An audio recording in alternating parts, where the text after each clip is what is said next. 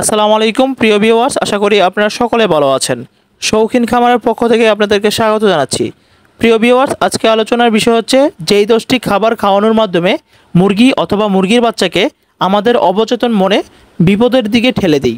আর সেই 10টি খাবার কোনগুলো, সেই 10টি খাবার আজকে আমি আপনাদেরকে চিনিয়ে দেব। অবশ্যই পুরো ভিডিওটি না টেনে মনোযোগ সহকারে দেখবেন, তাহলে আপনারা 10টি খাবার সম্পর্কে আইডিয়া পেয়ে যাবেন এবং সেই 10টি খাবার আপনারা চিনে ফেলবেন। তার সাথে আপনাদের কাছে একটি রিকোয়েস্ট, আমার চ্যানেলটিকে আপনারা সাবস্ক্রাইব করে একটি লাইক দিয়ে অবশ্যই মতামত দিতে পারেন। চলুন মূল আলোচনায় চলে যাই। 1 নম্বর হলো কাঁচা আলু বা কাঁচা আলুর খোসা। এক্ষেত্রে একটি বিষয় লক্ষণীয়, আমরা যারা বাসায় মুরগি লালন পালন করি এবং বাসার বাইরে মুরগিগুলোকে ছেড়ে দেই, সেক্ষেত্রে কাঁচা আলুর খোসা যখন আমরা বাইরে ফেলি, সেক্ষেত্রে ওই খোসাগুলো কিন্তু মুরগির বাচ্চাগুলো ঠোকরানোর সম্ভাবনা বেশি থাকে। এক্ষেত্রে মুরগির বাচ্চার কিন্তু প্রাথমিকভাবে পেট খারাপ হতে পারে।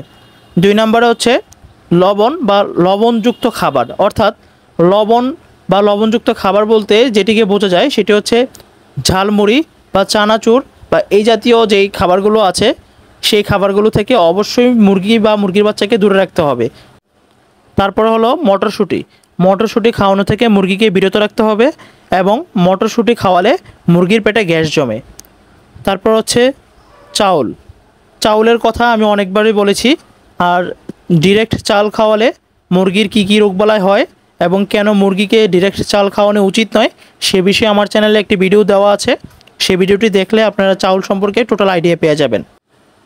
তারপর হচ্ছে চিনি বা চিনিযুক্ত খাবার। এক্ষেত্রে একটি বিষয় লক্ষণীয়, চিনিযুক্ত খাবারের মধ্যে কিন্তু রয়েছে বিস্কিট, কেক বা হচ্ছে চকলেট বা চকলেট জাতীয় বিভিন্ন কেক। এই ধরনের খাবারগুলো যেন আমরা মুরগির সামনে না দেই, সেই বিষয়টি খেয়াল রাখতে হবে। তারপরে হচ্ছে মুরগি দেখবেন মাঝে মধ্যে নিজের ডিম নিজে খেয়ে ফেলে, আর সেই কাজটি কিন্তু মুরগি বিভিন্ন কারণে করে থাকে। তবে এই কাজটি কন্টিনিউ যদি বেশি দিন করে, তাহলে কিন্তু মুরগির পেট খারাপ হবে। তারপর হচ্ছে টমেটো। আর টমেটোর ক্ষেত্রে একটি বিষয় লক্ষণীয়, টমেটো যখন পচে যায় তখন আমরা বাসার বাইরে যখন ফেলে দেই, টমেটোগুলো গলে তারপর টমেটোর বীজগুলো বের হয়ে যায়। আর সেই বীজগুলো যদি মুরগি খায়, তাহলে মুরগির পেটে বড় ধরনের সমস্যা হতে পারে। আর সেক্ষেত্রে টমেটো খেলেও কিন্তু মুরগির সমস্যা হইতে পারে। অবশ্যই এই বিষয়টি আপনারা খুবই গুরুত্ব সহকারে দেখবেন। তারপর হচ্ছে পচা বা নোংরা বাসি খাবার, অর্থাৎ ছত্রাক পড়ে গেছে এরকম যে কোনো খাবার হতে পারে। এই খাবারগুলো যেন মুরগি না খায়, সে বিষয়ে খেয়াল রাখতে হবে। আবার অনেকেই দেখবেন মুরগির খাবার পাত্রের মধ্যে ছত্রাক জমে গেছে, সেক্ষেত্রে সেই খাবার পাত্রটি অবশ্যই পরিষ্কার পরিচ্ছন্ন করে খাবার দিতে হবে। তারপর হচ্ছে আপেলের বীজ।